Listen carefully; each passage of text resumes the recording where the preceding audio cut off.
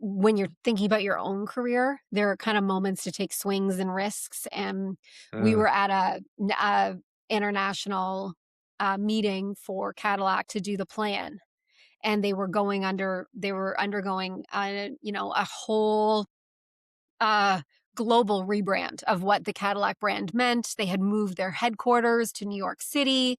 They were really focusing on China. The Europe market was starting to open up, and the Canadian market was a big priority. So we all were in New York at this meeting, and they had the U.S. plan, and it was really, and that was going to be adapted U.S.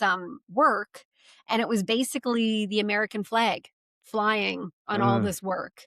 And to talk about the nuance in the Canadian market versus the US market sometimes is a really challenging conversation for people to understand because it can be so nuanced.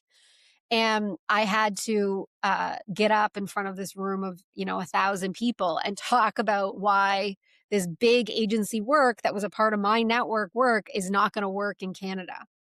And I was terrified, but I did it. And the whole global plan got scrapped because of what I said in that room. So nice. They were listening to you. Okay. they had to because it was an undeniable argument. And I think that when you have those moments, you do have, regardless of how small you are or unknown you are, you have moments to make huge impact on the work. And I think I started learning that from a very young age. I used to get excited about seeing that I made an impact on like a banner ad. Like it's not just about these big moments, but it sort of led up to that. So, I did it kindly. I certainly wasn't it was not an emotional conversation at all. It just fundamentally wasn't gonna move the needle the way that they wanted to in Canada. So it can't be global work if you're gonna say it's global work.